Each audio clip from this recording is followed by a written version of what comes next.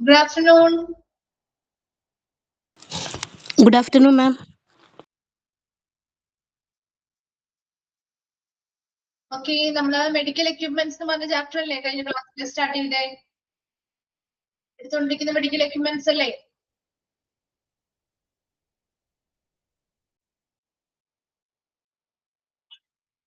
Okay, എവിടെ വരെയാണ് നമ്മൾ കഴിഞ്ഞ ക്ലാസ്സിൽ എടുത്ത് നിർത്തിയത്?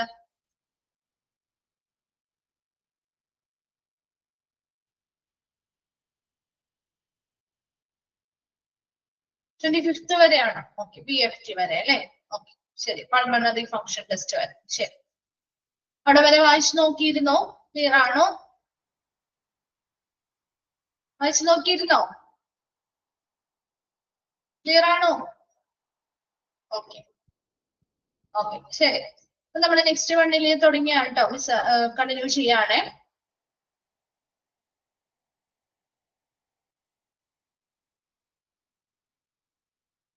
ഓക്കെ, അപ്പൊ നെക്സ്റ്റ് വൺ ആണ് യൂറോഫ്ലോ മീറ്റർ. യൂറോഫ്ലോ മീറ്റർ എന്ന് പറഞ്ഞ മെഷീൻ കണ്ട് നിങ്ങൾക്ക് കണ്ടാൽ മനസ്സിലാവും. ഇത് യൂറോഫ്ലോ ആ പേരിൽ നിന്ന് തന്നെ മനസ്സിലാക്കാൻ പറ്റും കേട്ടോ. യൂറോഫ്ലോ മീറ്റർ അല്ലെങ്കിൽ ആ യൂറോഫ്ലോ മെട്രി എന്ന് പറഞ്ഞാൽ is A diagnostic test which is used to measure the flow of urine in the course of urination. നമ്മൾ യൂറിനേറ്റ് ചെയ്യുന്ന അല്ലെങ്കിൽ യൂറിൻ പാസ് ചെയ്യുന്ന സമയത്ത് അല്ലെങ്കിൽ പാസ് ചെയ്യുമ്പോൾ അതിന്റെ ഒഴുക്ക്, അതിന്റെ ഫ്ലോ എത്രത്തോളം ഉണ്ട് എന്ന് മെഷർ ചെയ്യാനായിട്ട് ആ ഒരു യൂറിനേഷൻ സമയത്ത് അല്ലെങ്കിൽ യൂറിൻ പാസ് ചെയ്യുന്ന സമയത്ത് ആ ഒരു ഫ്ലോ ഓഫ് യൂറിൻ എത്രത്തോളമാണ് അല്ലെങ്കിൽ ആ യൂറിന്റെ ആ ഒരു ഒഴുക്ക് അളക്കാൻ ഉപയോഗിക്കുന്ന ഒരു ഉപകരണമാണ്, ഒരു ടെസ്റ്റ് ആണ് ശരിക്കും യൂറോഫ്ലോമെട്രി എന്ന് പറയുന്നത്. അതിന് ഉപയോഗിക്കുന്ന ആ ഒരു എക്യുപ്മെന്റ് ആണ് അല്ലെങ്കിൽ ആ ഒരു ഡിവൈസ് ആണ് യൂറോഫ്ലോമീറ്റർ എന്ന് പറയുന്നത്. And the speed of urine flow is calculated electronically and evaluated how well the urinary tract works. അതുപോലെ തന്നെ ഇവിടെ നമ്മൾ ആ യൂറിന്റെ ഫ്ലോ എത്രത്തോളം ഉണ്ട്, അതിന്റെ സ്പീഡ് എത്രത്തോളം ഉണ്ട് എന്ന് നമ്മൾ കൃത്യമായിട്ട് ഇലക്ട്രോണിക്കലി ഈ ഒരു ഉപകരണം ഉപയോഗിച്ചുകൊണ്ട് നമ്മൾ എന്ത് ചെയ്യുന്നു, കാൽക്കുലേറ്റ് ചെയ്യുന്നു. And evaluated how well the urinary tract works. നമ്മൾ എന്ത് ചെയ്യാണ് ഇവിടെ കാൽക്കുലേറ്റ് ചെയ്യാൻ മാത്രമല്ല ഓരോ പേഷ്യൻസിന്റെയും യൂറിനറി ട്രാക്ട് എത്ര നന്നായിട്ട് പ്രവർത്തിക്കുന്നുണ്ട് എന്ന് വിലയിരുത്തുക കൂടി ചെയ്യുകയാണ് ഈ ഒരു ടെസ്റ്റിലൂടെ ചെയ്യുന്നത്. അപ്പൊ യൂറോഫ്ലോമെട്രി എന്ന് പറഞ്ഞ പേരിൽ നിന്ന് തന്നെ അറിയാലോ, യൂറിനേഷന്റെ സമയത്ത് അല്ലെ, course of urination, urine pass ചെയ്യുന്ന സമയത്ത് ആ ഒരു യൂറിന്റെ ഫ്ലോ എത്രത്തോളം ഉണ്ട് അല്ലെങ്കിൽ ഒഴുക്ക് എത്രത്തോളം ഉണ്ട്, അതിന്റെ സ്പീഡ് എത്രത്തോളം ഉണ്ട് എന്ന് നമുക്ക് മെഷർ ചെയ്യാനായിട്ട് ഉപയോഗിക്കുന്ന ഒരു ടെസ്റ്റ് ആണ്. മെഷർ ചെയ്യുന്ന ഒരു ടെസ്റ്റിനെയാണ് നമ്മൾ ഒരു ഡയഗ്നോസ്റ്റിക് ടെസ്റ്റിനെയാണ് യൂറോഫ്ലോമെട്രി എന്ന് പറയുന്നത്. അതിനുവേണ്ടി ഉപയോഗിക്കുന്ന ഉപകരണത്തെയാണ് യൂറോഫ്ലോ മീറ്റർ എന്ന് പറയുന്നത്. ഇനി ഇവിടെ നമ്മൾ ആ ഒരു യൂറിന്റെ ഫ്ലോയും അതിന്റെ സ്പീഡും കാര്യങ്ങളും ഒക്കെ നമ്മൾ ഇലക്ട്രോണിക്കലി ആണ് ഈ ഒരു മെഷീന്റെ സഹായത്തോടുകൂടി കാൽക്കുലേറ്റ് ചെയ്യുന്നത്. അതിലൂടെ നമ്മുടെ യൂറിനറി ട്രാക്ട് നന്നായിട്ട് പ്രവർത്തിക്കുന്നുണ്ടോ, എത്ര നന്നായിട്ട് പ്രവർത്തിക്കുന്നു എന്ന് നമുക്ക് ഇതിലൂടെ വിലയിരുത്താൻ സാധിക്കും. ക്ലിയർ ആണോ യൂറോഫ്ലോമീറ്റർ? വേഗം ഒന്ന് വായിച്ചു നോക്കിയത്.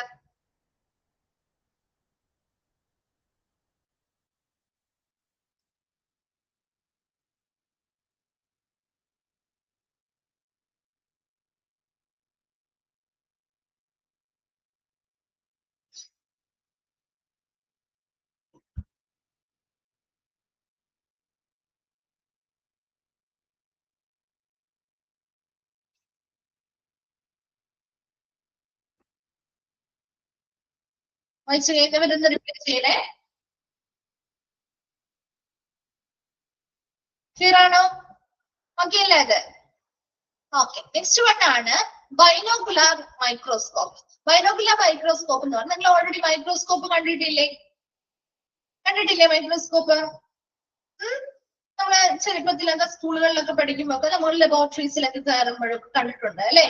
അപ്പൊ ഇവിടെ binocular microscope base is the support mechanism. ഈ ഒരു മൈക്രോസ്കോപ്പിന് ഒരു ബേസ് പാർട്ട് ഉണ്ട്. ഇതൊരു സപ്പോർട്ട് ചെയ്യാൻ വേണ്ടിയിട്ട് അല്ലെങ്കിൽ ഒരു അടിസ്ഥാന പിന്തുണ നൽകുന്ന അല്ലെങ്കിൽ ഒരു സപ്പോർട്ട് നൽകുന്ന ഒരു ബേസ് ഉണ്ട്.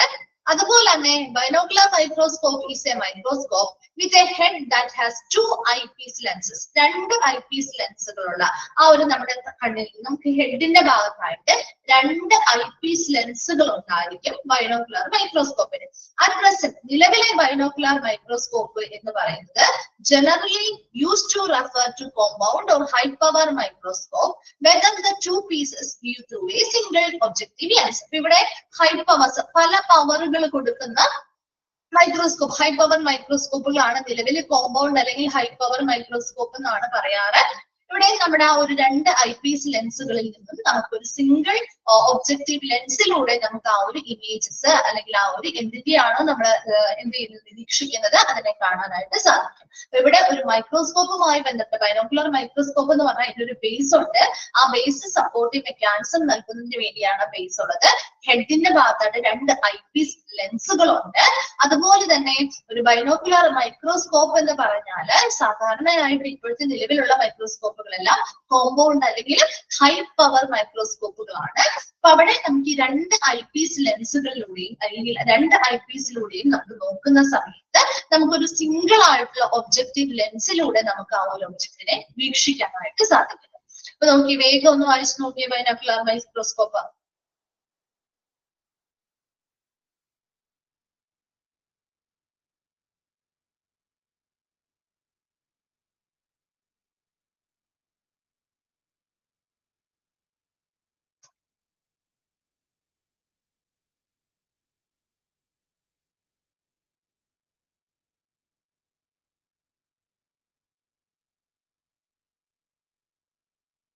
ഓക്കെ, ക്ലിയർ ആണോ?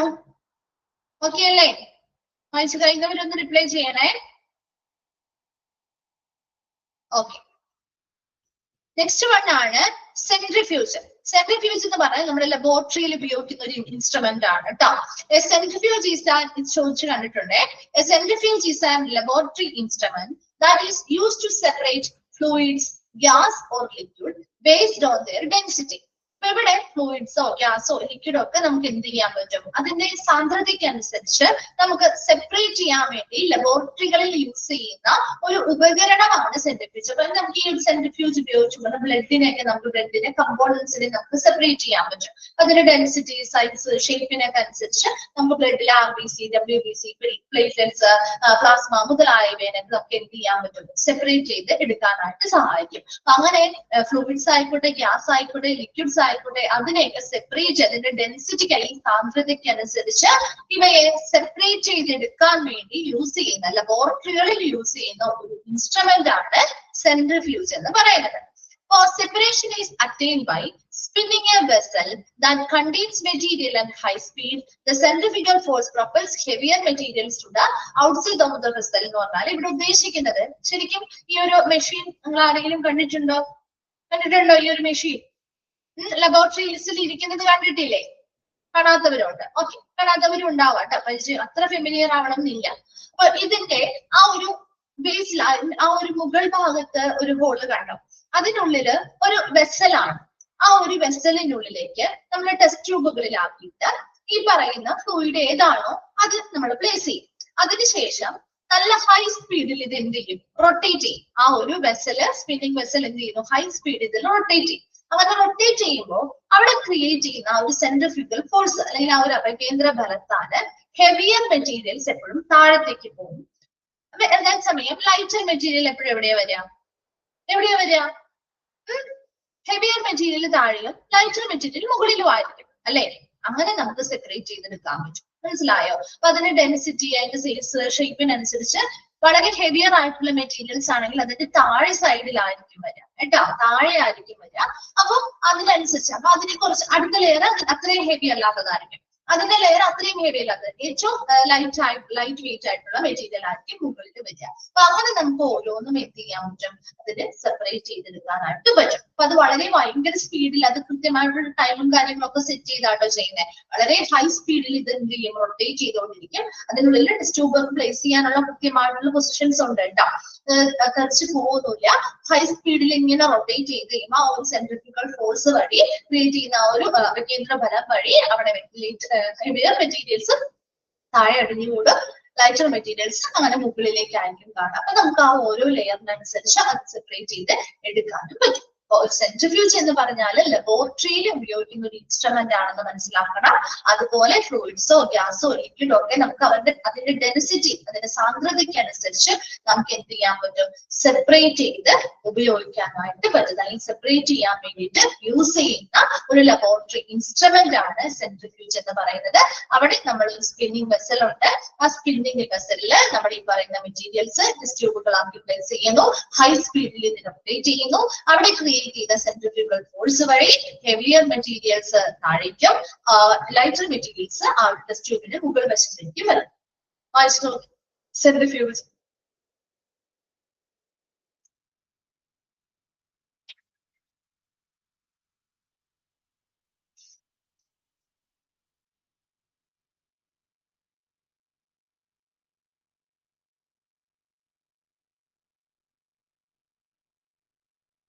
കുറെ എക്യുപ്മെന്റുകൾ ഉണ്ട്. അപ്പൊ ഇവിടെ ക്ലാസ്സിൽ വെച്ച് തന്നെ മാക്സിമം പഠിച്ചു പോവാട്ടോ.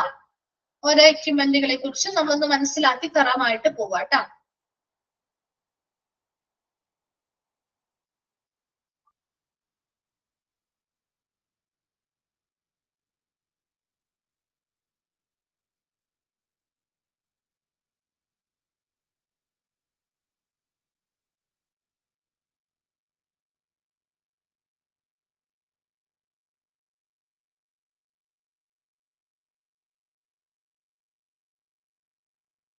ക്ലിയർ അല്ലേ?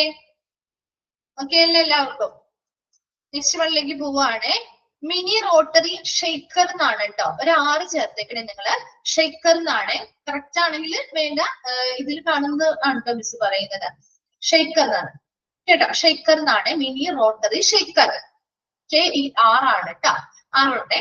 And it helps to mix fluids in test tubes and glass vessels of different volumes. ഇതെന്തിനു സഹായിക്കുന്ന? ഫ്ലൂയിഡ്സ് ഇപ്പൊ ടെസ്റ്റ് ട്യൂബിലെയോ ഗ്ലാസ് വെസൽസിലെയോ ഡിഫറെന്റ് വോളിയത്തിലുള്ള പല വോളിയത്തിലുള്ള ഫ്ലൂയിഡ്സുകൾ തമ്മിൽ മിക്സ് ചെയ്യാനായിട്ട് സഹായിക്കുന്ന ഒരു എക്യുപ്മെന്റ് ആണ് മിനി റോട്ടറി ഷേക്കർ.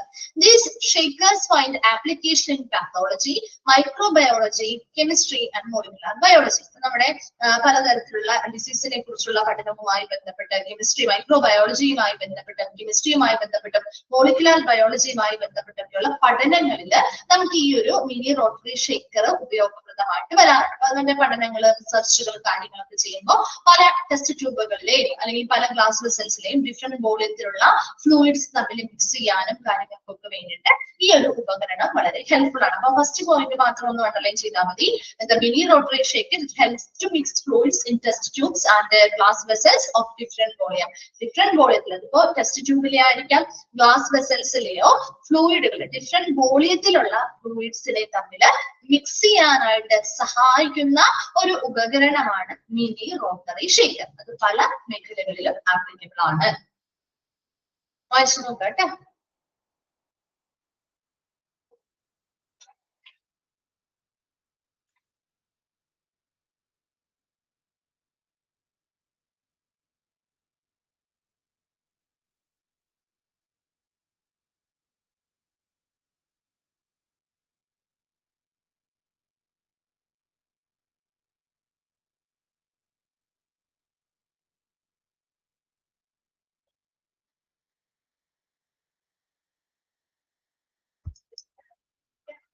ഓക്കെ, ശരി.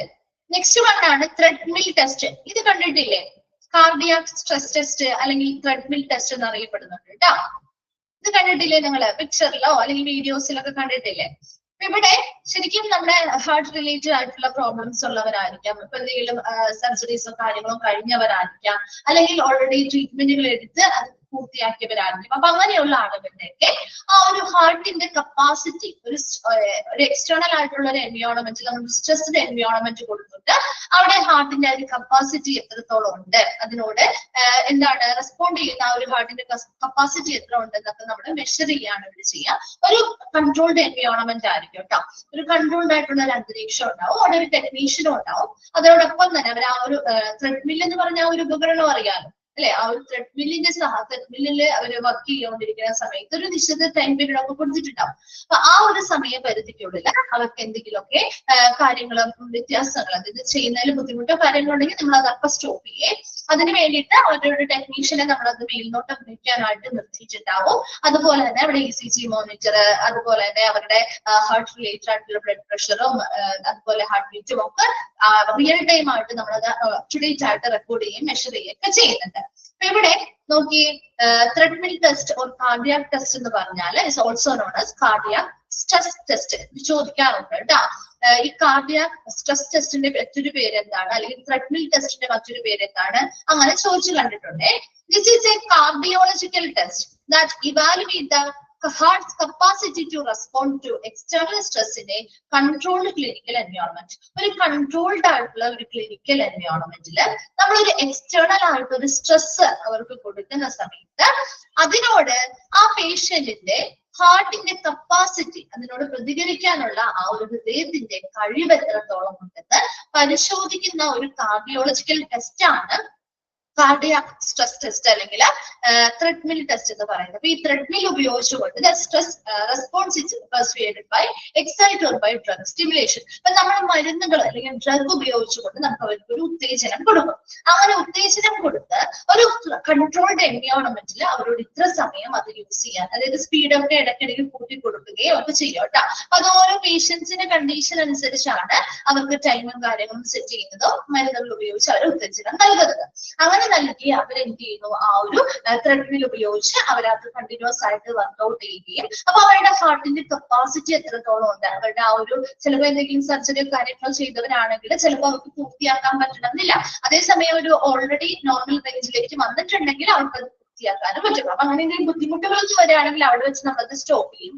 അല്ലാന്നുണ്ടെങ്കിൽ അവരുടെ ആ ഒരു റെസ്പോൺസും കാര്യങ്ങളൊക്കെ കൃത്യമായിട്ട് നമ്മൾ അവിടെ ഒരു ടെക്നീഷ്യനെ നിർത്തി മോണിറ്റർ ചെയ്യുന്നുണ്ട്. അപ്പൊ അങ്ങനെ ഒരു എക്സ്റ്റേണൽ ആയിട്ടുള്ള ഒരു സ്ട്രെസ് എൻവയോൺമെന്റ് കൊടുക്കുമ്പോൾ അവരുടെ ഹാർട്ട് എങ്ങനെയാണ് അതിനോട് പ്രതികരിക്കുന്നത്, അതിന്റെ റെസ്പോൺസ് എങ്ങനെയാണ്, ഹാർട്ട് ബീറ്റിൽ വ്യത്യാസം വരുന്നുണ്ടോ, അവരുടെ ബ്ലഡ് പ്രഷറിൽ വ്യത്യാസം വരുന്നുണ്ടോ, ECGയിൽ വ്യത്യാസം വരുന്നുണ്ടോ, അങ്ങനെ ഓരോ കാര്യങ്ങളും നമ്മൾ കൃത്യമായിട്ട് എന്ത് ചെയ്യുന്നു, ഈ ഒരു ടെസ്റ്റിന്റെ ബേസിസിൽ മോണിറ്റർ ചെയ്യാണ് ചെയ്യുക. അപ്പൊ ഹാർട്ടിന്റെ കപ്പാസിറ്റി, കഴിവുകൾ നല്ല രീതിയിലുണ്ടോ, നോർമൽ രീതിയിലേക്ക് തന്നെ നമ്മൾ തിരിച്ചു വന്നോ, അല്ലെങ്കിൽ അവർക്ക് എന്തെങ്കിലും, അപ്പൊ നമുക്കറിയാം അവർക്കത് പൂർത്തിയാക്കാൻ പറ്റിയില്ലെങ്കിൽ അവർക്ക് ഹാർട്ട് റിലേറ്റഡ് ആയിട്ട് എന്തെങ്കിലും പ്രശ്നങ്ങൾ ഇപ്പോഴും നിലനിൽക്കുന്നുണ്ട് അല്ലെങ്കിൽ ഉണ്ട് എന്നൊക്കെ നമുക്ക് മനസ്സിലാക്കാനും അതിനനുസരിച്ച് ഫർദർ ആയിട്ടുള്ള ഡയഗ്നോസ്റ്റിക് പ്രൊസീജിയേഴ്സ് ചെയ്യാനും ഒക്കെ സാധിക്കും. ഓക്കെ, വേഗം ഒന്ന് വായിച്ചു നോക്കിയേ. ത്രെഡ്മിൽ ടെസ്റ്റ് അല്ലെങ്കിൽ കാർഡിയാക് സ്ട്രെസ് ടെസ്റ്റ്. അതിന്റെ മറ്റൊരു പേര് എപ്പോഴും ചോദിക്കാറുണ്ട്, ക്വസ്റ്റ്യൻ പേപ്പേഴ്സിൽ റിപ്പീറ്റ് ചെയ്ത് കാണാറുണ്ട് കേട്ടോ.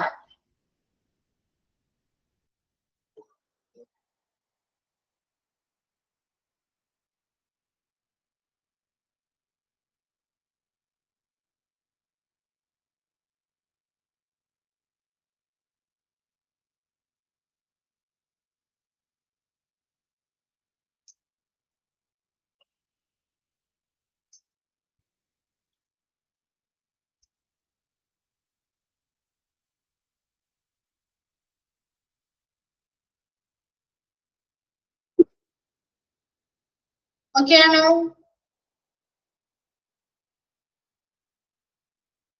ഓക്കെ, നെക്സ്റ്റ് വൺ ആണ് ഗ്ലൂക്കോമീറ്റർ. ഇത് കണ്ടിട്ടുണ്ടല്ലോ അല്ലെ, ഇത് എല്ലാവർക്കും പരിചയമുള്ളതല്ലേ ഗ്ലൂക്കോമീറ്റർ.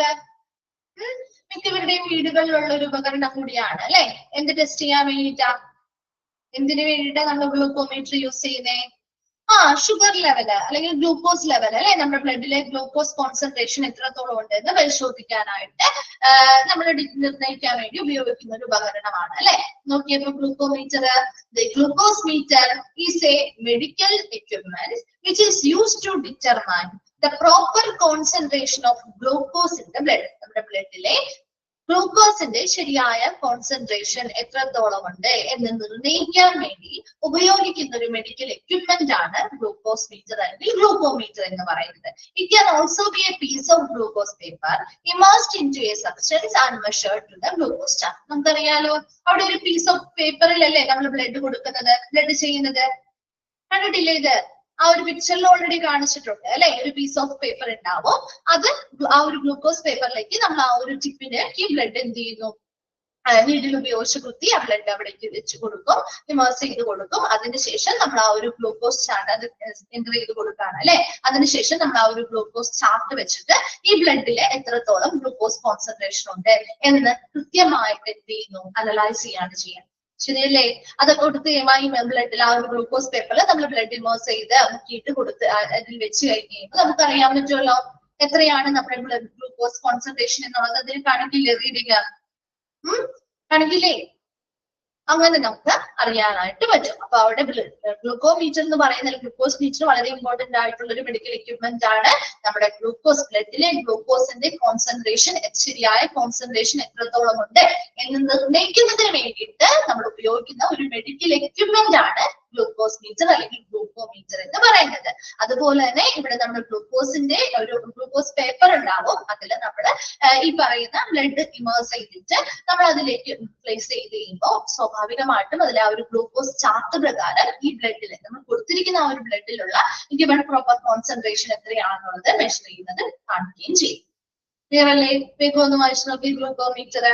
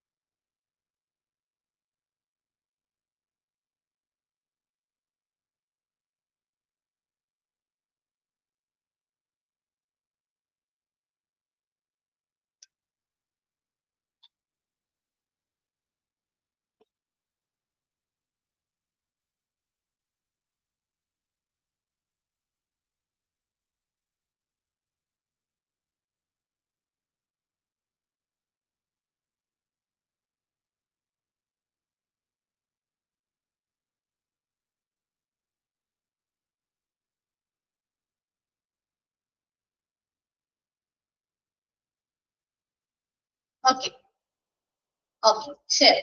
നെക്സ്റ്റ് വൺ ആണ് ഇൻഫ്യൂഷൻ പമ്പ്. ഇൻഫ്യൂഷൻ പമ്പ് എന്ന് പറഞ്ഞാൽ infusion pump injects fluids, medication or nutrients into the patient circulatory system. ഒരു രോഗിയുടെ രക്തചംക്രമണ വ്യവസ്ഥയിലേക്ക് ഫ്ലൂയിഡ്സോ മെഡിസിൻസോ ന്യൂട്രിയൻസ് പോഷകങ്ങളോ പമ്പ് ഇൻജെക്ട് ചെയ്യുന്ന അല്ലെങ്കിൽ കുത്തിവെക്കുന്നതിനെയാണ് നമ്മൾ കുത്തിവെക്കാൻ ഉപയോഗിക്കുന്ന ഒരു ഉപകരണത്തെയാണ് ഇൻഫ്യൂഷൻ പമ്പ് എന്ന് പറയുന്നത്. It's commonly used intravenously. നമുക്ക് ഞരമ്പുകളിലുണ്ട് അല്ലെ, ഇൻട്രാവീനിയസ്ലി നമുക്ക് ഇത് കൊടുക്കാം. ഓർ സബ്ക്യൂട്ടേനിയസ് ആയിട്ട് എന്താ ചർമ്മത്തിന് ചർമ്മത്തിന് താഴെയായിട്ട് സബ്ക്യൂട്ടേനിയസ് ആയിട്ട് നമുക്ക് കൊടുക്കാം. ബിനീത് ദ സ്കിൻ എന്നുള്ള രീതിയിൽ ആർട്ടീരിയൽ ആൻഡ് ആർട്ടറീസിലൂടെ കൊടുക്കാം. And sometimes used for epidural infusion. എന്താണ് എപ്പിഡ്യൂറൽ ഇൻഫ്യൂഷൻ എന്ന് പറഞ്ഞാൽ നമ്മുടെ സ്പൈനൽ കോഡിന്റെ അറൌണ്ട് ദ ഏരിയ, സ്പൈനൽ കോഡിന് ചുറ്റുമുള്ള ഏരിയയില് അവിടെ കൊടുക്കുന്ന ഒരു ഇൻഫ്യൂഷൻ ആണ് അല്ലെങ്കിൽ ഇൻജക്ഷൻ ആണ് എപ്പിഡ്യൂറൽ ഇൻഫ്യൂഷൻ അല്ലെങ്കിൽ ഇൻജക്ഷൻ എന്ന് പറയുന്നത്. അതായത് നമ്മൾ സി സെക്ഷൻ ഒക്കെ ചെയ്യുന്ന സമയത്ത് അതിന് സ്പൈനൽ കോഡിന്റെ അവിടെ ഒരു ഇൻജക്ഷൻ തരാറില്ല ബാക്ക് സൈഡിലായിട്ട്, ലേബർ പെയിൻ ഒക്കെ കുറയ്ക്കാൻ വേണ്ടിയിട്ട്. ലേബർ പെയിൻ ഒക്കെ കുറയ്ക്കാൻ വേണ്ടി ഒരു സി സെക്ഷനുമായി ബന്ധപ്പെട്ടൊക്കെ ഒരു ഇൻജക്ഷൻ തരാറില്ലേ? ഉണ്ടോ? ഉണ്ട്. അത്തരം അങ്ങനെ കൊടുക്കുന്നതിനെയാണ് എപ്പിഡ്യൂറൽ ഇൻഫ്യൂഷൻ എന്ന് പറയുന്നത് കേട്ടോ. ആ ഒരു ഇൻജക്ഷനെയാണ് എപ്പിഡ്യൂറൽ ഇൻഫ്യൂഷൻ. അതായത് area around the spinal cord, നമ്മുടെ സ്പൈനൽ കോഡിന്റെ ഏരിയയുമായി ബന്ധപ്പെട്ട് അത്തരം എപ്പിഡ്യൂറൽ ഇൻഫ്യൂഷൻസ് അല്ലെങ്കിൽ അത്തരം എന്താണ് സർജറിയുമായി ബന്ധപ്പെട്ട് സി സെക്ഷൻസുമായി ബന്ധപ്പെട്ട് സ്പൈനൽ കോഡിന് ചുറ്റുമുള്ള എന്തെങ്കിലും ഇൻജക്ഷൻസ് തരുന്നതുമായി ബന്ധപ്പെട്ട് ഇൻഫ്യൂഷൻ പമ്പുകൾ ഉപയോഗിക്കാറുണ്ട്. അതുപോലെ ആർട്ടറീസിലേക്ക് കൊടുക്കാനായിട്ട് ഉപയോഗിക്കാറുണ്ട്. സബ്ക്യൂട്ടേനിയസ് ബിനീത് സ്കിൻ, സ്കിന്നിന് തൊട്ട് താഴെ ചർമ്മത്തിന് തൊട്ട് താഴെയുള്ള ഇഞ്ചക്ഷനുകളായിട്ട് കൊടുക്കാറുണ്ട്. ഇൻട്രാവീനിയസ്ലി നമ്മുടെ വെയിൻസിലൂടെയും ഈ പറയുന്ന ഇൻഫ്യൂഷൻ പമ്പ് ഉപയോഗിച്ചുകൊണ്ട് പേഷ്യൻസിന്റെ സർക്കുലേറ്ററി സിസ്റ്റത്തിലേക്ക് അല്ലെങ്കിൽ അവരുടെ രക്തചംക്രമണ വ്യവസ്ഥയിലേക്ക് ഫ്ലൂയിഡുകളോ മരുന്നുകളോ അല്ലെങ്കിൽ ന്യൂട്രിയൻസോ നമുക്ക് ഇൻജക്ട് ചെയ്ത് കൊടുക്കുന്നതിന് വേണ്ടി ഉപയോഗിക്കുന്ന ഒരു ഉപകരണമാണ് ഇൻഫ്യൂഷൻ പമ്പ് എന്ന് പറയുന്നത്. അപ്പൊ ആ ഒരു പിക്ചർ നിങ്ങൾ കണ്ടാൽ നിങ്ങൾക്ക് മനസ്സിലാവും ഇതാണ് ഒരു ഇൻഫ്യൂഷൻ പമ്പ് എന്ന് പറയുന്നത്. അപ്പൊ അതിൽ കൃത്യമായിട്ടുള്ള ഡോസുകളിൽ കൃത്യമായ അളവിൽ നമുക്ക് എന്ത് ചെയ്യാൻ പറ്റും, ഫ്ലൂയിഡ്സോ മെഡിസിൻസോ ന്യൂട്രിയൻസോ ഒക്കെ നമുക്ക് ഇൻജെക്ട് ചെയ്ത് കൊടുക്കാൻ പറ്റും. പല രീതിയിൽ ജനപ്രതിയിലേക്ക് കൊടുക്കാം, ആർട്ടറീസിലേക്ക് കൊടുക്കാം, സബ്ക്യൂട്ടേനിയസ് ആയിട്ട് beneath the skin ചർമ്മത്തിന് താഴെ അല്ലെങ്കിൽ തൊട്ട് താഴെയായിട്ട് നമുക്ക് അങ്ങനെ കൊടുക്കാം. അല്ലെങ്കിൽ ഈ പറയുന്ന പോലെ എപ്പിഡ്യൂറൽ ഇൻഫ്യൂഷന് വേണ്ടിയിട്ടും യൂസ് ചെയ്യാറുണ്ട്. എപ്പിഡ്യൂറൽ ഇൻഫ്യൂഷൻ എന്ന് പറഞ്ഞാൽ സി സെക്ഷന്റെ സമയത്ത് ലേബർ പെയിൻ കുറയ്ക്കാൻ വേണ്ടി നമ്മൾ കൊടുക്കുന്ന ഇഞ്ചക്ഷനുകൾ, അതിനു വേണ്ടിയും ഈ ഒരു ഉപകരണം യൂസ് ചെയ്യാവുന്നതാണ്. വായിച്ചു നോക്കിയ ഇൻഫ്യൂഷൻ പമ്പ്.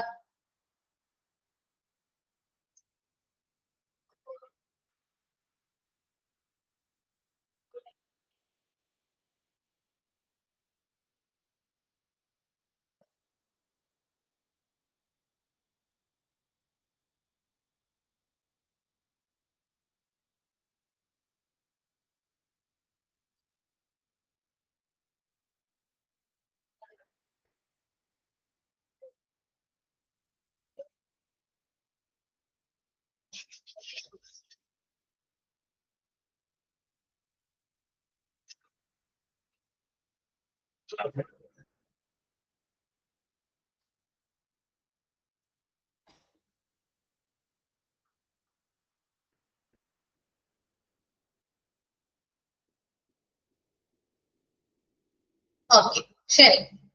നെക്സ്റ്റ് വൺ ആണ് എക്സ്റേ. ഇനി വരുന്ന 2-3 നിങ്ങൾ ഓൾറെഡി പഠിച്ചതാണ് അല്ലെ. എക്സ്റേ, സിടി സ്കാൻ, MRI ഒക്കെ നമ്മൾ ഓൾറെഡി റേഡിയോളജി ഡിപ്പാർട്ട്മെന്റുകളിൽ പഠിച്ചതാണ്.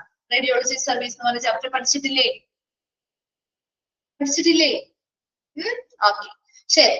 X-ray എന്ന് പറഞ്ഞാൽ X-ray is a swift, pain-free procedure that is done to make images of the structures within the body, especially the bones. അല്ലെ, X-ray എന്ന് പറയുന്നത് ഒരു പെട്ടെന്ന് നമുക്ക് ചെയ്യാവുന്ന ഒരു പെയിൻ-ഫ്രീ പ്രൊസീജിയർ ആണ്, വേദനരഹിതമായിട്ടുള്ള ഒരു പ്രൊസീജിയർ ആണ് അല്ലെ. X-ray ചെയ്യുമ്പോൾ നമുക്ക് ഒരിക്കലും വേദനയൊന്നും ഉണ്ടാവാറില്ല. ഉണ്ടാവാറുണ്ടോ? മുറിവുണ്ടാവുന്നുണ്ടോ? വേദന ഉണ്ടാവുന്നുണ്ടോ? ഇല്ല അല്ലെ. പെട്ടെന്ന് നമുക്ക് ചെയ്യാൻ പറ്റുന്ന ഒരു പ്രൊസീജിയർ ആണ്.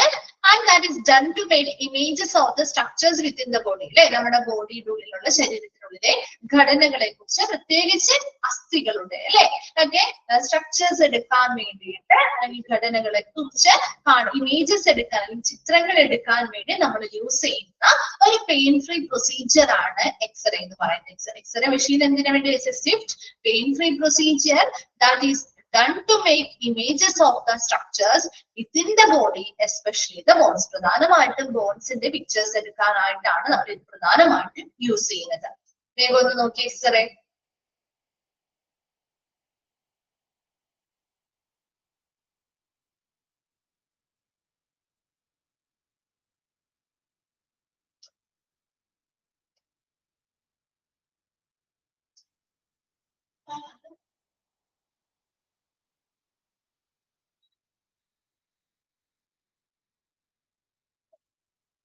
ഓക്കെ,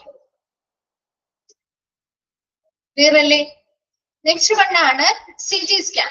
CT സ്കാൻ അറിയാലോ, computer tomography scan or CT scan utilizes computer processed combinations of many X-ray measurements taken from various angles to make cross-sectional images of particular areas of a scanned object, permitting the user to observe inside the object without peering. ഇവിടെ CT scan expand form ചോദിക്കാറുണ്ട്. Computer tomography scan കേട്ടോ, അതൊന്ന് not ചെയ്ത് വെക്കണം കേട്ടോ. Computer tomography scan അല്ലെങ്കിൽ CT scan എന്നറിയപ്പെടുന്നു. that utilizes a computer processed ആയിട്ടുള്ള കോമ്പിനേഷൻ അല്ലെ. നമ്മൾ സാധാരണ എക്സ്റേ എടുക്കുന്നതിനെ പോലെ തന്നെയുള്ള മെഷർമെന്റ്സ് തന്നെയാണ്. പക്ഷേ എക്സ്റേ മെഷർമെന്റ്സ് എങ്ങനെയാ? പല ആംഗിളിൽ നിന്നാണ് നമ്മൾ എടുക്കുന്നത് അല്ലെ. വേരിയസ് ആംഗിളുകളിൽ നിന്ന് ആ സെയിം ഒബ്ജക്റ്റിന്റെ, സ്കാൻ ചെയ്യുന്ന ഏത് ഒബ്ജക്റ്റ് ആണോ നമ്മൾ പിക്ചർ എടുക്കേണ്ടത്, ആ ഒരു ഒബ്ജക്റ്റിന്റെ പല ആംഗിളിൽ നിന്നുള്ള, പല അളവുകളിൽ, കോണുകളിൽ നിന്നും എടുത്തിട്ടുള്ള എക്സ്റേ ഇമേജുകൾ ഒരു 3-dimensional ഇമേജുകൾ ആക്കാൻ വേണ്ടിയിട്ട് നമ്മൾ എന്ത് ചെയ്യുന്നു?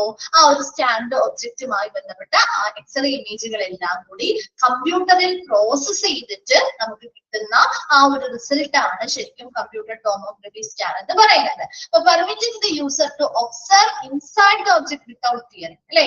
നമുക്ക് ബോഡിയുടെ ഉള്ളിലുള്ള ആ ഒരു പർട്ടിക്കുലർ ഒബ്ജക്ട് ഏതാണോ നമുക്ക് പിക്ചർ എടുക്കേണ്ടത്, അതിനെ നമുക്ക് നല്ല ശരിയായ രീതിയിൽ നിരീക്ഷിക്കാൻ പറ്റും വിത്തൗട്ട് ടിയറിംഗ് അല്ലെ. മുറിവുണ്ടാക്കുകയോ അല്ലെങ്കിൽ കീറുകയോ മുറിവുണ്ടാക്കുകയോ ഒന്നും ചെയ്യേണ്ട കാര്യമില്ല അല്ലെ. കീറാതെ നമുക്ക് കാണാൻ പറ്റില്ലേ? പറ്റില്ലേ? CT സ്കാനിലൂടെ അവിടെ മുറിവുണ്ടാവുകയോ കീറുകയോ ഒന്നും ചെയ്യുന്നില്ല അല്ലെ? അതല്ലാതെ തന്നെ നമുക്ക് എന്ത് ചെയ്യാൻ പറ്റും? ഈ ഒരു കമ്പ്യൂട്ടറിൽ പ്രോസസ് ചെയ്തെടുത്ത പല എക്സ്റേ മെഷർമെന്റ്, പല ആംഗിളിൽ നിന്നെടുത്ത എക്സ്റേ മെഷർമെന്റുകൾ നമ്മുടെ കമ്പ്യൂട്ടറിൽ പ്രോസസ് ചെയ്തെടുത്തതിന്റെ ആ ഒരു ഇമേജുകളിൽ നിന്നും നമുക്ക് ആ ഒരു ഒബ്ജക്റ്റിനെ നല്ല രീതിയിൽ നിരീക്ഷിക്കാൻ പറ്റും. അതുപോലെ തന്നെ ഒരിക്കലും മുറിവോ കാര്യങ്ങളോ ഒന്നും ഉണ്ടാക്കാതെ തന്നെ നമുക്ക് അതിനെ നിരീക്ഷിക്കാനും ആ ഒരു യൂസറിന് ഇതിലൂടെ സാധിക്കുന്നുണ്ട്. അപ്പൊ കമ്പ്യൂട്ടർ ടോമോഗ്രഫി സ്കാൻ അല്ലെങ്കിൽ CT സ്കാനിന്റെ എക്സ്പാൻഡ് ഫോം പഠിച്ചു വെക്കുക. അതുപോലെ തന്നെ യൂട്ടിലൈസസ് കമ്പ്യൂട്ടർ പ്രോസസ്ഡ് ആയിട്ടുള്ള combinations of many x ray measurements, പല ആംഗിളിൽ നിന്നെടുത്ത പല എക്സ്റേ മെഷർമെന്റുകൾ നമ്മളൊരു 3 ഡയമെൻഷണൽ ഒരു ക്രോസ് സെക്ഷണൽ ഇമേജ് അല്ലെങ്കിൽ 3 ഡയമെൻഷണൽ ഇമേജ് കിട്ടുന്നതിന് വേണ്ടിയിട്ട് ആ സ്കാൻ ഒബ്ജക്റ്റുമായി ബന്ധപ്പെട്ട് ആ പല എക്സ്റേ മെഷർമെന്റുകൾ നമ്മൾ എന്ത് ചെയ്യുന്നു? കമ്പ്യൂട്ടറിൽ പ്രോസസ് ചെയ്തെടുക്കുകയും അതിലൂടെ ആ യൂസർക്ക് ആ ഒരു ഒബ്ജക്റ്റിനെ ഒരിക്കലും ഒരു മുറിവോ കാര്യങ്ങളോ ഉണ്ടാക്കാതെ കീറാതെയൊക്കെ നമുക്ക് ആ ഒരു ഇൻസൈഡ് ആ ബോഡിയുടെ ഉള്ളിലുള്ള ആ ഒരു ഒബ്ജക്റ്റിനെ നമുക്ക് നിരീക്ഷിക്കാനും സാധിക്കും. വേഗം ഒന്ന് വായിച്ചു നോക്കിയേ CT scan.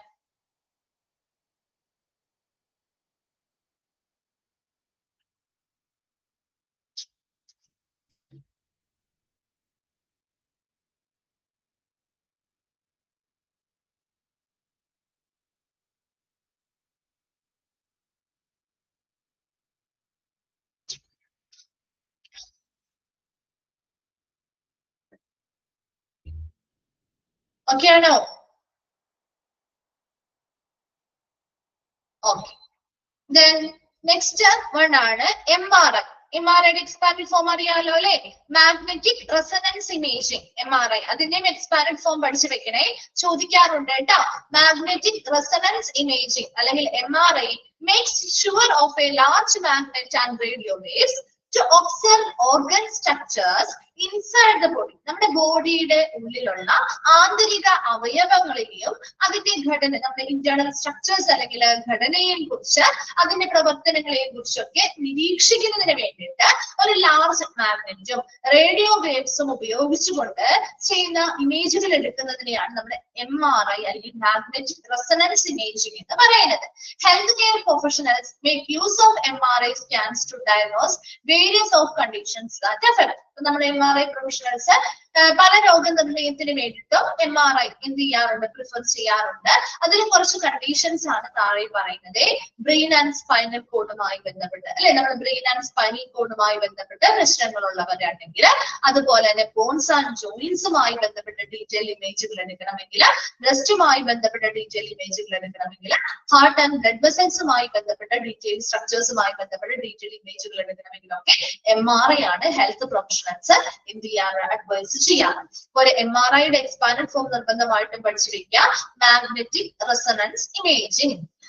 MRI make sure of a large magnet, ഒരു ലാർജ് മാഗ്നറ്റും റേഡിയോ വേവ്സും ഉപയോഗിച്ചുകൊണ്ട് നമുക്ക് നമ്മുടെ ശരീരത്തിലെ ആന്തരിക അവയവങ്ങളുടെയും ആന്തരിക സ്ട്രക്ചേഴ്സ് അല്ലെങ്കിൽ ആന്തരിക അവയവങ്ങളുടെയും മറ്റ് ഘടനകളുടെയും ചിത്രങ്ങൾ എടുക്കാനായിട്ട് നമ്മളെ സഹായിക്കുന്ന ഒരു എന്താണ് മെഡിക്കൽ എക്യുപ്മെന്റ് അല്ലെങ്കിൽ ഒരു പ്രൊസീജിയർ ആണ് MRI ഉപയോഗിച്ചുകൊണ്ട് ചെയ്യാന്ന് പറയുന്നത്.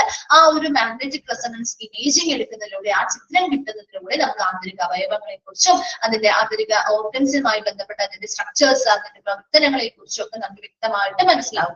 അതിന് വേണ്ടിയിട്ട് ഡീറ്റെയിൽഡ് ആയിട്ടുള്ള ഇങ്ങനെയുള്ള ഇമേജുകൾ കിട്ടാൻ വേണ്ടി ഹെൽത്ത് കെയർ പ്രൊഫഷണൽസ് ഒരുപാട് MRI സ്കാനുകൾ പല പേഷ്യൻസിനും പ്രിഫർ ചെയ്യാറുണ്ട്. അതിൽ കുറച്ച് കണ്ടീഷൻസ് ആണ് താഴെ പറയുന്നത്. ബ്രെയിൻ ആൻഡ് സ്പൈനൽ കോഡുമായി ബന്ധപ്പെട്ട പ്രശ്നങ്ങളുള്ളവർക്ക് MRI ചെയ്യാറുണ്ട്. ബോൺസ് ആൻഡ് ജോയിന്റ്സുമായി ബന്ധപ്പെട്ട ഡീറ്റെയിൽഡ് ആയിട്ടുള്ള ഇമേജുകൾ കാര്യങ്ങൾ കിട്ടണമെങ്കിൽ MRI ചെയ്യാറുണ്ട്. ബ്രസ്റ്റുമായി ബന്ധപ്പെട്ട ഡീറ്റെയിൽ ആയിട്ടുള്ള ഒബ്സർവേഷൻ ചെയ്യണമെങ്കിൽ MRI ചെയ്യാറുണ്ട്. ഹാർട്ട് ആൻഡ് ബ്ലഡ് വെസൽസുമായി ബന്ധപ്പെട്ട MRI ചെയ്യാറുണ്ട്. വേഗം ഒന്ന് വായിച്ചു നോക്കിയേ.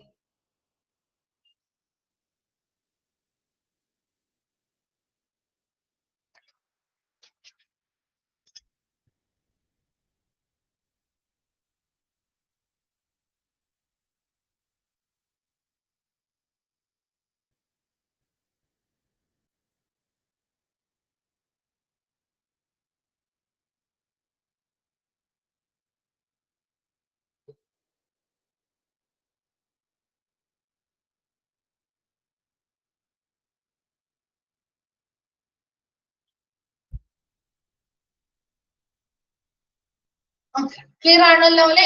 ഓക്കെ അല്ലേ? ഇത് നിങ്ങൾ ഓൾറെഡി പഠിച്ചതാണ്. MRI അതുപോലെ CT സ്കാനും എക്സ്റേ ഒക്കെ നമ്മൾ ഓൾറെഡി പഠിച്ചതായതുകൊണ്ടാണ് കേട്ടോ. അപ്പൊ അതൊക്കെ ഇമ്പോർട്ടന്റ് ആയിട്ടുള്ള എക്സ്പാൻഡ് ഫോം ഒക്കെ നിർബന്ധമായിട്ട് പഠിച്ചു വെക്കണേ. അതുപോലെ ഏതൊക്കെ കണ്ടീഷൻസിലാണ് സാധാരണയായിട്ട് MRI സ്കാൻസ് പ്രിഫർ ചെയ്യാന്നുള്ളതും ഒന്ന് നോക്കി വെക്കണം കേട്ടോ. ഓക്കെ, നെക്സ്റ്റ് വൺ ആണ് ഓട്ടോക്ലേവ്. ഇത് പഠിച്ചിട്ടില്ലേ? ഓട്ടോക്ലേവ് പഠിച്ചിട്ടില്ലേ? CSST എന്ന് പറഞ്ഞ ചാപ്റ്ററിൽ നിങ്ങൾ ഡീറ്റെയിൽ ആയിട്ട് പഠിക്കുന്നുണ്ടല്ലോ അല്ലെ? അപ്പൊ നോക്കിയേ, autoclave is A mechanical device that uses high temperature, steam and pressure to destroy microorganisms such as bacteria, fungus, spores on items that are put inside its pressure vessel. ഈ ഒരു ഓട്ടോക്ലേവ് എന്ന് പറയുന്ന ഒരു mechanical device ആണ്. ഇതിൽ നമ്മൾ high ടെമ്പറേച്ചറിലുള്ള സ്റ്റീമും അതുപോലെ പ്രഷറും യൂസ് ചെയ്തുകൊണ്ട് നമുക്ക് മൈക്രോ ഓർഗാനിസത്തിന് എന്ത് ചെയ്യാൻ പറ്റും? നശിപ്പിക്കാൻ പറ്റും. അതിപ്പോ ബാക്ടീരിയ ആയിക്കോട്ടെ, വൈറസ് ആയിക്കോട്ടെ, ഫംഗസ് ആയിക്കോട്ടെ. സ്പോർസ് എന്ന് പറഞ്ഞാൽ മൈക്രോസ്കോപ്പിക് ആയിട്ടുള്ള ബീജകോശങ്ങളാണ് കേട്ടോ, റിപ്രൊഡക്റ്റീവ് സെൽസ് ആണ്. അതിപ്പോ ബാക്ടീരിയയുടെ ആവാം, ഫംഗസിന്റെ ആവാം, അപ്പൊ അങ്ങനെ പ്ലാന്റിയുടെ ആവാം. അങ്ങനെയുള്ള ഇവയുടെയൊക്കെ റിപ്രൊഡക്റ്റീവ് സെൽസ് അല്ലെങ്കിൽ വളരെ മൈക്രോസ്കോപ്പിക് ആയിട്ടുള്ള ബീജകോശങ്ങളാണ് സ്പോർസ് എന്ന് പറയുന്നത്. ഇവയെല്ലാം ഒരു എന്തെങ്കിലും എക്യുപ്മെന്റ്സിലോ കാര്യങ്ങളോ ഒക്കെ ഉണ്ടെന്നുണ്ടെങ്കിൽ നമുക്കത് ഈ ഒരു പ്രഷർ വെസലിന്റെ ഉള്ളിലേക്ക് ഇറക്കി വെച്ചിട്ട് ഓട്ടോക്ലേവിന്റെ സഹായത്തോടു കൂടി ഹൈ പ്രഷർ സ്റ്റീമും അതുപോലെ ഹൈ ടെമ്പറേച്ചർ സ്റ്റീമും പ്രഷറും ഒക്കെ കൊടുത്ത് നമുക്ക് അതിനെ എന്ത് ചെയ്യാൻ പറ്റും? നശിപ്പിച്ചു കളയാനായിട്ട് സാധിക്കും അല്ലെ? മൈക്രോ ഓർഗാനിസത്തിന്റെ ആ ഒരു പ്രസൻസിനെ തന്നെ നശിപ്പിച്ചു കളയാനായിട്ട് പറ്റും. Autoclaves are commonly used as steam steriliser ആയിട്ടല്ലേ നമ്മൾ യൂസ് ചെയ്യാറ് ഇൻ ഹെൽത്ത് കെയർ, അതുപോലെ തന്നെ ലബോറട്ടറിയില്, ഹെൽത്ത് കെയർ മേഖലയില്, ഫുഡ് ആൻഡ് ഫാർമസ്യൂട്ടിക്കൽ ഇൻഡസ്ട്രിയിലൊക്കെ ഓട്ടോക്ലേവ്സ് നമ്മുടെ സ്റ്റീം സ്റ്റെറിലൈസർ എന്ന രീതിയിലാണ് യൂസ് ചെയ്യാറ്. ഇത് ഓൾറെഡി നിങ്ങൾ പഠിച്ചതാണ്. ഓട്ടോക്ലേവ് എന്ന് പറയുമ്പോൾ എന്താണ്? ഇറ്റ്സ് ഒരു മെക്കാനിക്കൽ ഡിവൈസ് ആണ്. അവിടെ ഹൈ ടെമ്പറേച്ചർ സ്റ്റീമും അതുപോലെ പ്രഷറും യൂസ് ചെയ്തുകൊണ്ട് ആ പ്രഷർ വെസലിലേക്ക് ഇറക്കി വെക്കുന്ന ഓരോ ഉപകരണങ്ങളുടെയും അല്ലെങ്കിൽ എന്ത് മെറ്റീരിയൽ ആണോ അതിന്റെയൊക്കെ പുറമെയുള്ള ബാക്ടീരിയാസ്, വൈറസ്, ഫംഗസ്, സ്പോർസ് മുതലായവയ്ക്ക് നമുക്ക് എന്ത് ചെയ്യാൻ പറ്റും? നശിപ്പിച്ചു കളയാനായിട്ട് സാധിക്കും. അതുകൊണ്ട് തന്നെ ഇത് കോമൺലി നമ്മൾ സ്റ്റീം സ്റ്റെറിലൈസർ എന്നാണ് അറിയപ്പെടുന്നത്. അത് ഹെൽത്ത് കെയർ മേഖലയിൽ ഉപയോഗിക്കുന്നുണ്ട്, ലബോറട്ടറി മേഖലയിൽ ഉപയോഗിക്കുന്നുണ്ട്, ഫുഡ് ആൻഡ് ഫാർമസ്യൂട്ടിക്കൽ ഇൻഡസ്ട്രീസിലൊക്കെ ഇത് വളരെ ഉപയോഗപ്രദമായിട്ടുള്ള ഒരു മെക്കാനിക്കൽ ഡിവൈസ് ആണ് ഓട്ടോക്ലേവ് എന്ന് പറയുന്നത്. വായിച്ചു നോക്കിയ ഓട്ടോക്ലേവ്.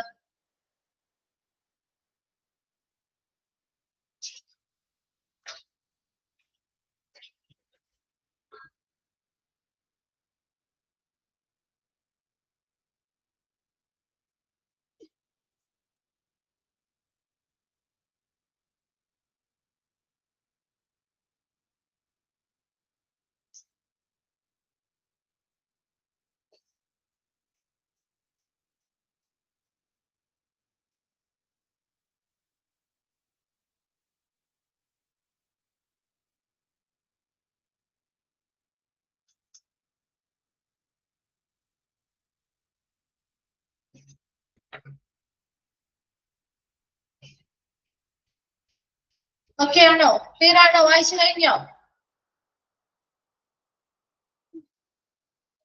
ഓക്കെ, ശരി. നെക്സ്റ്റ് വൺ ആണ് ഇൻക്യുബേറ്റർ. ഇൻക്യുബേറ്റർ എന്തിനു വേണ്ടി യൂസ് ചെയ്യുന്നത്? ആർക്കാണ് ഇത് യൂസ് ചെയ്യുന്നത്? നമ്മൾ ഇൻക്യുബേറ്റേഴ്സ്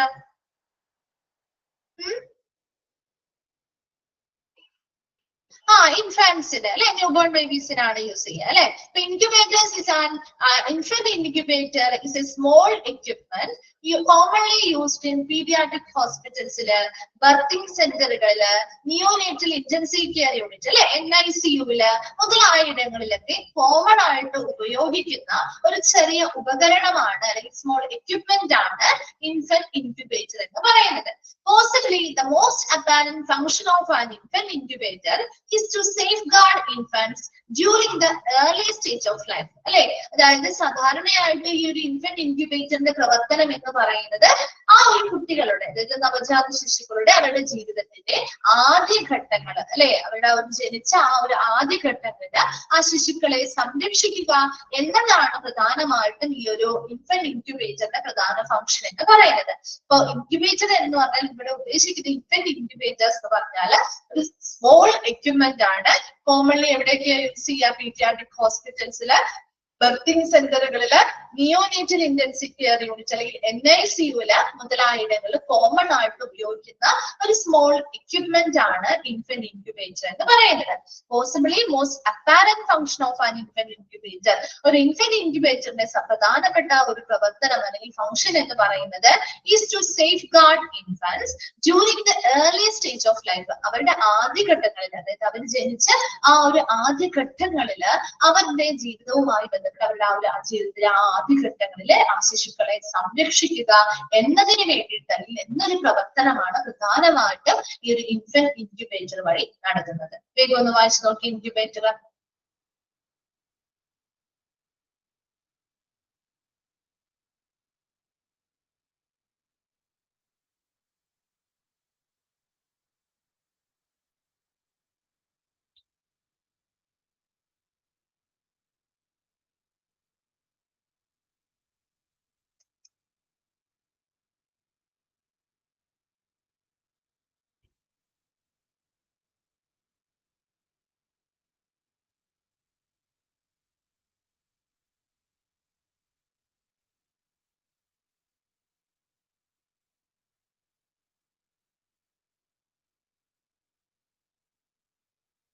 ഓക്കെ അല്ലേ?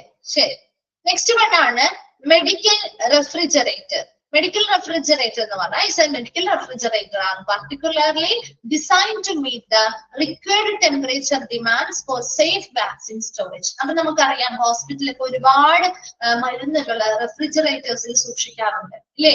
വാക്സിൻസ് ആയിക്കോട്ടെ അല്ലെങ്കിൽ മറ്റ് മരുന്നുകളായിക്കോട്ടെ, ഇപ്പൊ ഒരുപാട് റെഫ്രിജറേറ്റർ, അതിന് സ്പെഷ്യൽ ആയിട്ടുള്ള റെഫ്രിജറേറ്റർ ഉണ്ട് കേട്ടോ. നമ്മുടെ വീട്ടിൽ ഉപയോഗിക്കുന്ന സാധാരണ റെഫ്രിജറേറ്റേഴ്സ് പോലെയുള്ളതല്ല, സ്പെഷ്യൽ ആയിട്ടുള്ള റെഫ്രിജറേറ്റേഴ്സ് ഒക്കെ ഉണ്ട്. അപ്പൊ അങ്ങനെയുള്ള റെഫ്രിജറേറ്റേഴ്സ് പ്രധാനമായിട്ടും ഈ വാക്സിൻ ഒക്കെ വളരെ സേഫ് ആയിട്ട് നമുക്ക് സ്റ്റോർ ചെയ്യുന്നതിന് വേണ്ടി, അത് സ്റ്റോർ ചെയ്യാൻ വേണ്ടി അപ്പൊ ഓരോന്നിനും അതിൻ്റെതായിട്ടുള്ള ഒരു ടെമ്പറേച്ചർ റേഞ്ച് ഉണ്ടാവും. അപ്പൊ ആ ഒരു ടെമ്പറേച്ചർ ഡിമാൻഡ് ചെയ്യുന്നതിനനുസരിച്ച്, ആ ഒരു ടെമ്പറേച്ചർ ഡിമാൻഡ് ചെയ്യുന്ന ടെമ്പറേച്ചർ അനുസരിച്ച് നമുക്ക് അത് മീറ്റ് ചെയ്യുന്ന രീതിയിലുള്ള ഡിസൈൻ ചെയ്തിട്ടുള്ള ഒരു മെഡിക്കൽ റെഫ്രിജറേറ്റർ നമുക്ക് ഹോസ്പിറ്റലിൽ ലഭ്യമാണ്. അപ്പൊ അതിന് വേണ്ടി നോക്കിയേ, വിത്ത് ടെമ്പറേച്ചർ റേഞ്ചസ് ഫ്രം, ആ ഒരു ടെമ്പറേച്ചർ റേഞ്ച് ഒന്ന് അണ്ടർലൈൻ ചെയ്ത് വെക്കണം കേട്ടോ. 35°F to 46°F.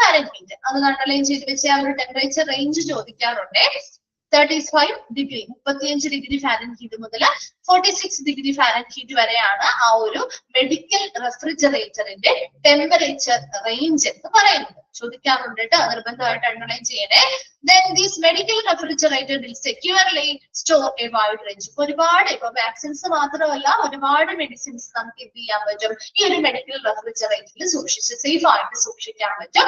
അതിന് വേണ്ടിയിട്ട് കൃത്യമായ ആ ഒരു ടെമ്പറേച്ചർ ഡിമാൻഡിനനുസരിച്ച് നമ്മൾ നിർമ്മിച്ചിട്ടുള്ള, ഡിസൈൻ ചെയ്തിട്ടുള്ള ഒരു മെഡിക്കൽ റെഫ്രിജറേറ്റർ ആണ് ഹോസ്പിറ്റൽസിൽ ഉപയോഗിക്കുന്ന റെഫ്രിജറേറ്റർ എന്ന് പറയുന്നത്.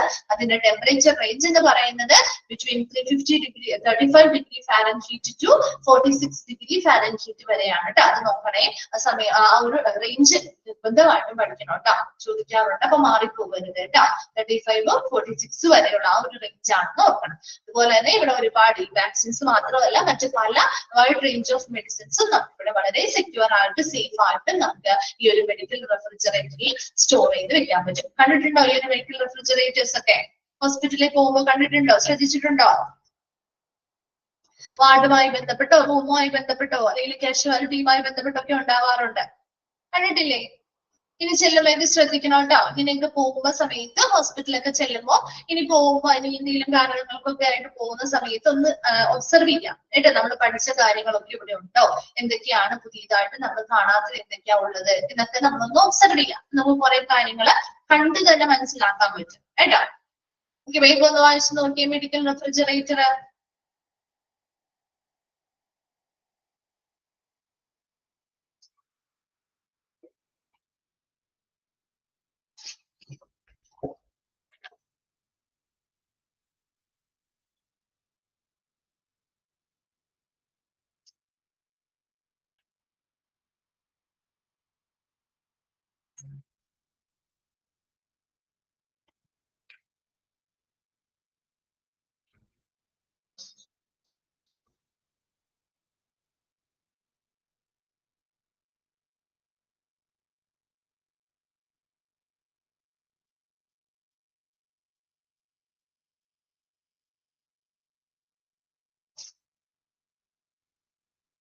ക്ലിയർ ആണോ? ഓക്കെ അല്ലേ? നെക്സ്റ്റിലേക്ക് പോവാണ്. നെക്സ്റ്റ് വൺ ആണ് വാക്കർ. കണ്ടിട്ടില്ലേ ഇത് വാക്കർ?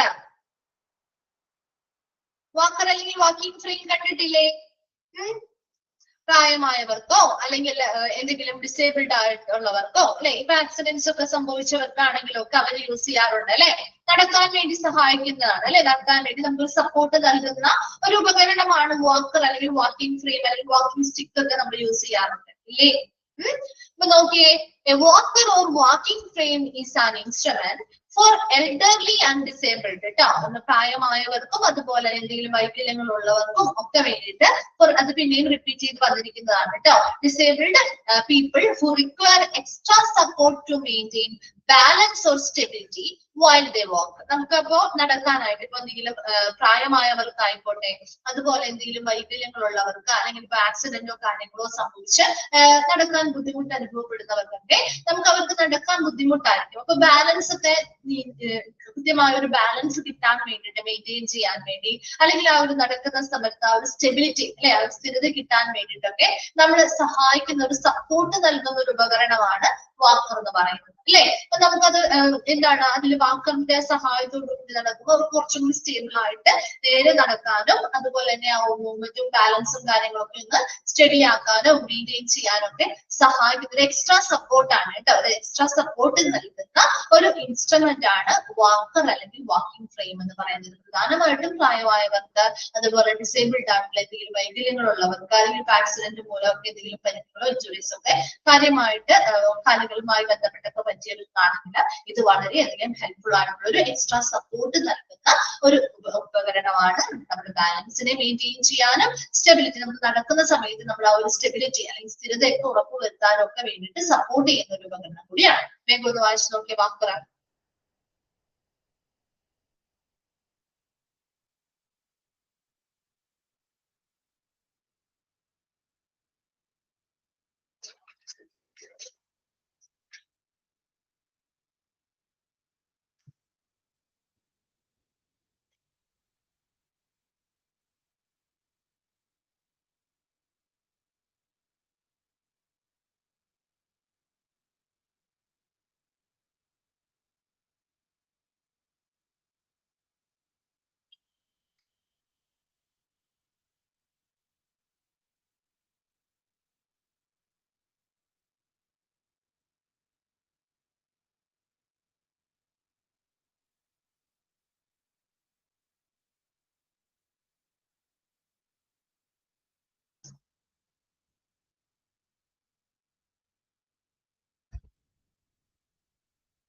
ഓക്കെ, ക്ലിയർ അല്ലേ? നെക്സ്റ്റ് വൺ ആണ് ട്രക്കിയോസ്റ്റോമി. ട്രക്കിയോസ്റ്റോമി ആ പിക്ചർ നിങ്ങൾ കേട്ടിട്ടില്ലേ? ഈ ഒരു പേര്, ഈ ഒരു ടേം കേട്ടിട്ടില്ലേ? ട്രക്കിയോസ്റ്റോമി എന്ന് പറയുന്ന പേര് കേട്ടിട്ടില്ലേ? വേറെ എവിടെയും കേട്ടിട്ടില്ല? വേറെ ഒരു ചാപ്റ്ററിലും പഠിച്ചിട്ടില്ല?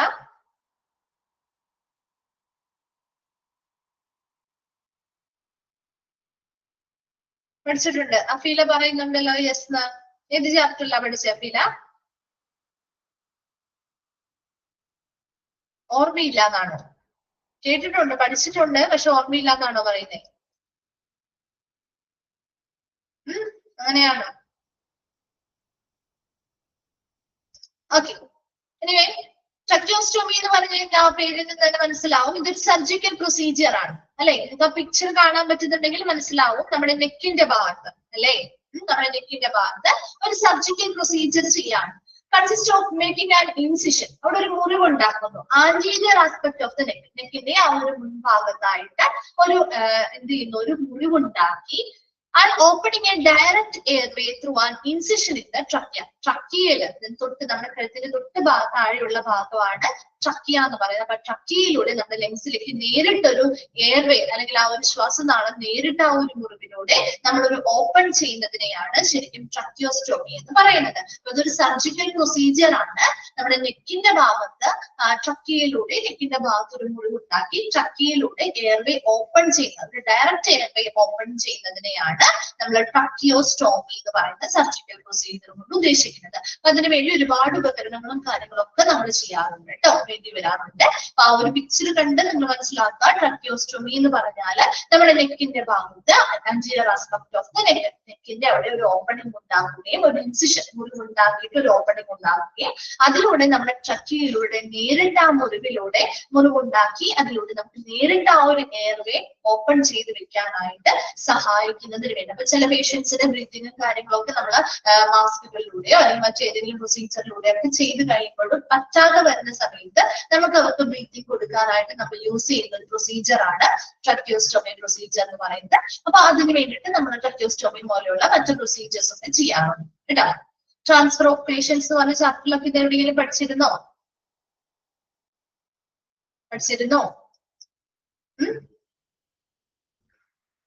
ഓർമ്മയില്ല അല്ലെ? പഠിച്ച അപ്പൊ തന്നെ അവിടെ വെച്ചിട്ട് വരും അല്ലെ? ഓരോ ചാപ്റ്ററിനെയും പഠിച്ച അവിടെ തന്നെ വെച്ചിട്ട് വരും. റിവൈസ് ചെയ്ത് തുടങ്ങിയോ നിങ്ങൾ? ഓൾറെഡി നമ്മുടെ ചാപ്റ്റേഴ്സ് ഒക്കെ ഓൾമോസ്റ്റ് കംപ്ലീറ്റ് ആവാറായില്ലേ? ആയോ? എന്താണ് മൊഡ്യൂളല്ലേ ഇപ്പൊ എല്ലാ ടീച്ചേഴ്സ് എടുത്തുകൊണ്ടിരിക്കുന്നേ? ആവുന്നുണ്ട്. അപ്പൊ 4th മൊഡ്യൂളൊക്കെ ആയി. അപ്പൊ നമുക്ക് ഇപ്പോഴേ നിങ്ങൾ റിവിഷൻ ഒക്കെ സ്റ്റാർട്ട് ചെയ്യാട്ടോ. നിങ്ങൾ സ്വന്തമായിട്ട്, അല്ലാതെ നമ്മുടെ ടീച്ചേഴ്സിന്റെ ഭാഗത്തുനിന്നല്ല, നിങ്ങൾ സ്വന്തമായിട്ട് കുറച്ച് പ്രകാരം അറിയാലോ 3rd and 4th മോഡ്യൂൾസ് എന്ന് പറഞ്ഞാൽ കുറച്ച് ലെങ്തി ചാപ്റ്ററുകളാണ്. പെട്ടെന്ന് നമുക്കത് കവർ ചെയ്ത് റിവൈസ് ചെയ്യാന്ന് പറഞ്ഞാൽ ബുദ്ധിമുട്ടായിരിക്കും. അപ്പൊ ഒത്തിരി സമയമൊക്കെ നമുക്ക് അതിന് വേണ്ടി വരും. അപ്പൊ അതുകൊണ്ട് തന്നെ നിങ്ങൾ എന്ത് ചെയ്യാം, നമുക്ക് കിട്ടുന്ന ഫ്രീ ടൈമുകളൊക്കെ ഓരോരുത്തർക്കും ഓരോ സമയങ്ങൾ വ്യത്യസ്തമായിരിക്കും. നമുക്ക് ഇന്ന സമയത്ത് തന്നെ ഇരിക്കാൻ പറ്റുമെന്നൊന്നും പറയാൻ പറ്റില്ല. നമുക്ക് കിട്ടുന്ന ഫ്രീ ടൈംസ് നിങ്ങൾ യൂസ് ചെയ്യാം കേട്ടോ. യൂസ് ചെയ്ത് നിങ്ങൾക്ക് ഇച്ചിരി ബുദ്ധിമുട്ടുള്ള ചാപ്റ്ററുകളൊക്കെ ഉണ്ടെങ്കിൽ പഠിച്ചു തുടങ്ങുക കേട്ടോ.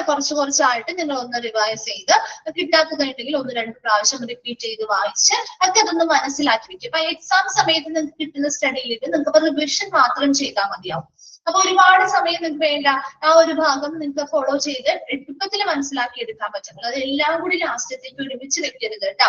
കാരണം മെയിൻ എക്സാം വരും. അപ്പൊ നമ്മൾ ഫസ്റ്റ് മുതലുള്ള എല്ലാ മോഡ്യൂൾസും നമ്മൾ കവർ ചെയ്യേണ്ടി വരും. അപ്പൊ ഭയങ്കര ടെൻഷനും കാര്യങ്ങളൊക്കെ ആ സമയത്ത് ആവാതിരിക്കണമെങ്കിൽ നേരത്തെ നിങ്ങൾക്ക് ഇച്ചിരി ബുദ്ധിമുട്ടുള്ള ചാപ്റ്ററുകളൊക്കെ ഉണ്ടെങ്കിൽ അതാദ്യം ഒന്ന് റിവൈസ് ചെയ്ത് വെക്കുക. അപ്പൊ നിങ്ങൾക്ക് പിന്നെ എടുക്കുമ്പോൾ കുറച്ചുകൂടി എളുപ്പമായിട്ട് തോന്നുമല്ലോ. അപ്പൊ അങ്ങനെയൊക്കെ ഒന്ന് ചെയ്ത് വെക്കണം കേട്ടോ.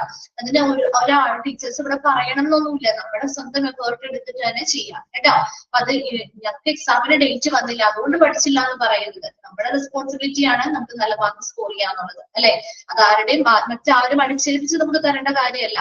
നമ്മൾ പഠിച്ചാൽ നമുക്ക് മാർക്ക് കിട്ടും അല്ലെ. അത് അത്രയേ ഉള്ളൂ അല്ലെ. അപ്പൊ നമുക്ക് മറ്റുള്ളവരുടെ ഒന്നും നോക്കണ്ട. നിങ്ങൾ നിങ്ങളുടെ സമയം പോലെ ഫ്രീ ടൈം അവരവർക്ക് നമുക്ക് കിട്ടുന്ന സമയം അതിനു വേണ്ടി മാക്സിമം യൂട്ടിലൈസ് ചെയ്യാം. എക്സാം കഴിയുന്നത് വരെയെങ്കിലും ആ ഒരു ഭാഗങ്ങൾ കുറച്ചൊന്ന് ഫോളോ ചെയ്ത് പോവാട്ടെ.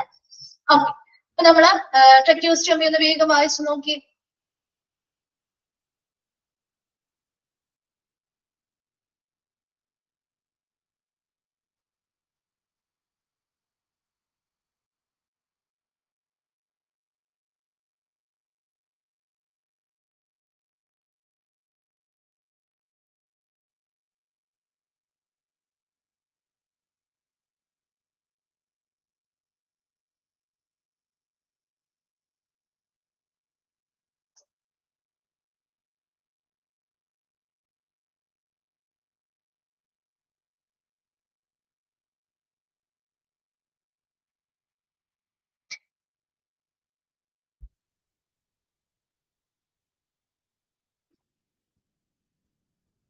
ഓക്കെ ശരി. നെക്സ്റ്റ് വൺ ആണ് crutches.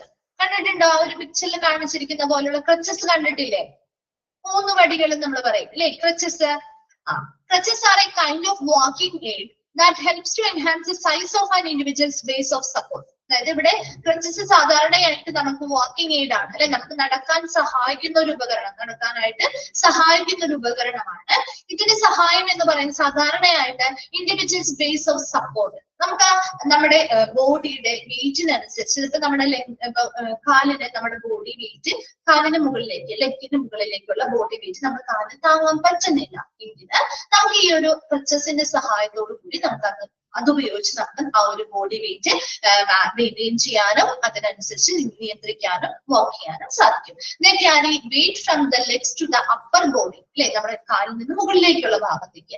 And are many a time used by people who unable to are their legs to support their weight. അവരുടെ വെയിറ്റിന് ലെഗ്സിന് അവരുടെ ബോഡി വെയിറ്റ് താങ്ങാൻ പറ്റുന്നില്ല. ചിലപ്പോ കാലുകൾക്ക് എന്തെങ്കിലും പരിക്കുകളോ കാര്യങ്ങളോ ഒക്കെ പറ്റിയത് കൊണ്ടോ അല്ലെങ്കിൽ എന്തെങ്കിലും വൈകല്യങ്ങൾ ഉള്ളത് കൊണ്ടാവാം. അത് ഷോർട്ട് ടൈം ഇഞ്ചുറീസ് മാത്രമുള്ള, ഇപ്പൊ നിങ്ങൾ കണ്ടിട്ടുണ്ടാവില്ല ആക്സിഡന്റോ കാര്യങ്ങളോ ഒക്കെ പറ്റിയ ആളുകളാണെങ്കിൽ അവർക്കത് പൂർണ്ണമായിട്ടും കാലത് ഭേദമാകുന്നവരെ അവർക്ക് ചിലപ്പോൾ ക്രച്ചസ് യൂസ് ചെയ്യാറുണ്ട്. അല്ലെങ്കിൽ എന്തെങ്കിലും ലോങ് ടേം ആയിട്ടുള്ള ഡിസബിലിറ്റി അല്ലെങ്കിൽ വൈകല്യങ്ങൾ സംഭവിച്ചിട്ടും ഇത്തരം ക്രച്ചസ് യൂസ് ചെയ്യുന്നത് കണ്ടിട്ടില്ലേ? അപ്പൊ അങ്ങനെ ഷോർട്ട് ടേം ആയിട്ടുള്ള ഇഞ്ചുറീസ് പറ്റിയവർ മുതൽ ലോങ് ടേം ആയിട്ടുള്ള ലോങ് ലാസ്റ്റിംഗ് ആയിട്ടുള്ള ഡിസബിലിറ്റീസ് അല്ലെങ്കിൽ വൈകല്യങ്ങൾ സംഭവിച്ച ആളുകൾക്ക് വരെയും ഇത് യൂസ് ചെയ്യാൻ പറ്റും. സാധാരണയായിട്ട് നമ്മുടെ വെയിറ്റ് കാലിന് സാധാരണ നമ്മുടെ ബോഡി വെയിറ്റ് താങ്ങാൻ പറ്റാതെ വരും. അതിനൊരു സപ്പോർട്ട് നൽകുന്നതിന് വേണ്ടിയിട്ട് നമ്മൾ യൂസ് ചെയ്യുന്ന ഒരു വാക്കിംഗ് എയ്ഡ് ആണ് ക്രച്ചസ് എന്ന് പറയുന്നത്. അതിൽ സാധാരണയായിട്ട് 3 ടൈപ്പ് ഓഫ് ക്രച്ചസ് ആണ് കാണുന്നത്. ഓക്സിലറി ക്രച്ചസ് എന്നാണ് കേട്ടോ, അതിൽ സ്പെല്ലിംഗ് മിസ്റ്റേക്ക് ഉണ്ട്. ആ ഒരു ഇതിൽ എഴുതിയിട്ടുണ്ടോ ഓക്സിലറി കേട്ടോ. Auxiliary crutches, axillary crutches, elbow crutches, അതുപോലെ തന്നെ ഗട്ടർ ക്രച്ചസ്. ആക്സിലറി ക്രച്ച് എന്ന് പറഞ്ഞാൽ നിങ്ങൾ കണ്ടിട്ടില്ലേ? അത് നിങ്ങൾ ഫെമിലിയർ ആയിരിക്കുമല്ലോ, കണ്ടിട്ടില്ലേ ആക്സിലറി ക്രച്ചസ്? നമ്മുടെ 2 കൈകളുടെ ഇടയിലും കക്ഷത്തിന്റെ ആ ഒരു ഭാഗത്ത് വെച്ച് ബാലൻസ് ചെയ്ത് കൊണ്ടുപോകുന്ന ആക്സിലറി ക്രച്ചസ് കണ്ടിട്ടില്ലേ?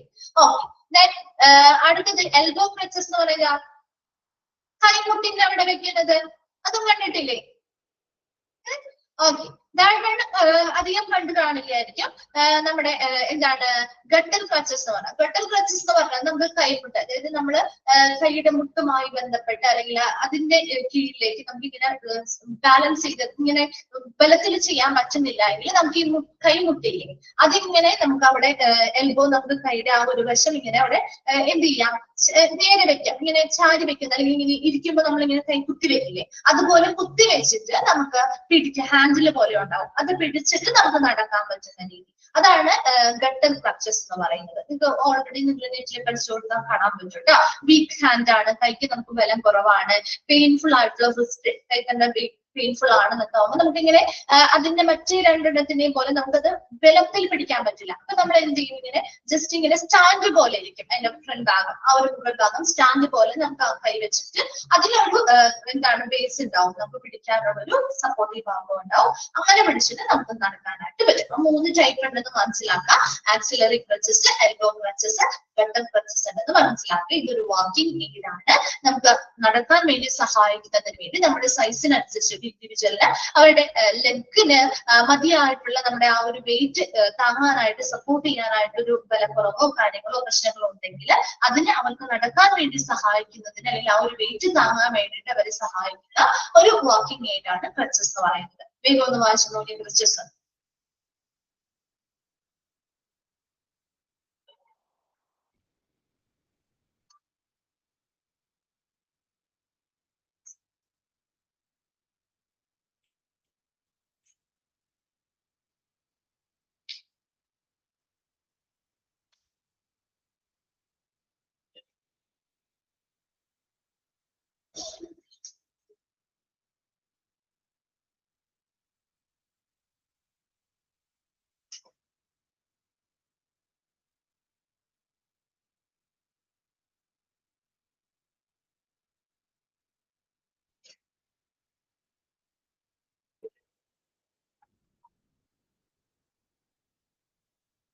ഓക്കെ അല്ലേ? ഓക്കെ ഓക്കെ, ശരി. അപ്പൊ നമ്മള് നെക്സ്റ്റ് മിസ് ഇന്ന് ഇവിടെ വരെ എടുക്കത്തുള്ളൂ കേട്ടോ. നെക്സ്റ്റ് പഠിത്തം തുടങ്ങി കഴിഞ്ഞാൽ നമുക്ക് സ്റ്റാർട്ട് ചെയ്താലും തീരാനുള്ള സമയമില്ല. അപ്പൊ ഇവിടെ വരെ ക്രച്ചസ് വരെ എടുക്കുന്നുള്ളൂ കേട്ടോ. നെക്സ്റ്റ് നമുക്ക് അടുത്ത ക്ലാസ്സിൽ കണ്ടിന്യൂ ചെയ്യാം. ഇവിടെ വരെ വായിച്ചു നോക്കാം. ഡൗട്ട്സും ഈ മന്ത് കൂടിയൊക്കെ ഉണ്ടാവുള്ളൂ. ഓൾമോസ്റ്റ് നിങ്ങളുടെ പോർഷൻസ് ഒക്കെ കഴിയാറായല്ലോ ഇല്ലേ? 1-2 ചാപ്റ്റേഴ്സ്, 2-3 ചാപ്റ്റേഴ്സ് പെൻഡിങ് ഉണ്ടാവും. അത് ഓരോ ടീച്ചേഴ്സും എടുക്കാനായിട്ടുള്ള ചാപ്റ്റേഴ്സ് ആയിരിക്കും, അല്ലെങ്കിൽ ഓൾറെഡി ഇപ്പൊ സ്റ്റാർട്ട് ചെയ്തിട്ടുള്ള ചാപ്റ്റേഴ്സും ഉണ്ടാവുള്ളൂ. ബാക്കി കുറേയൊന്നും പെൻഡിങ് ഇല്ലല്ലോ. മാക്സിമം ഈ ഒരു മന്തിന്റെ ഉള്ളില് മാക്സിമം തീർക്കും കേട്ടോ. ഓക്കെ, അതിന്റെ ഡേറ്റും കാര്യങ്ങളും ഒക്കെ നിങ്ങൾക്ക് പറഞ്ഞ് ഇൻഫർമേഷൻസ് തരും. എക്സാമിന്റെ ഡേറ്റും കാര്യങ്ങളൊക്കെ നിങ്ങൾക്ക് ഓൾറെഡി ഇൻഫർമേഷൻസ് തരും കേട്ടോ. പോർഷൻസ് കംപ്ലീറ്റ് ആവുന്നതിനനുസരിച്ച് നിങ്ങൾക്ക് അതിനുള്ള ഇൻഫർമേഷൻസ് നോട്ടിഫിക്കേഷൻ ആയിട്ട് തരും കേട്ടോ. ഡേറ്റ് എന്നാണ്, സ്റ്റഡി ലീവ് എത്ര ദിവസം ഉണ്ടാവും, അതെല്ലാം ഡീറ്റെയിൽസ് ഒക്കെ തരും കേട്ടോ. അതിന് മുൻപായിട്ട് നിങ്ങൾ കുറേശ്ശെ നിങ്ങളുടേതായിട്ടുള്ള രീതിയിൽ പഠിച്ചു വയ്ക്കാം. Okay, thank you. അപ്പൊ നിങ്ങൾ അടുത്ത ക്ലാസ്സിൽ വരുമ്പോൾ ഈ ഭാഗം ഒന്ന് വായിച്ചിട്ട് വരാം. ഡൗട്ട്സോ കാര്യങ്ങളോ ഉണ്ടെങ്കിൽ ചോദിക്കാം കേട്ടോ. Okay, thank you.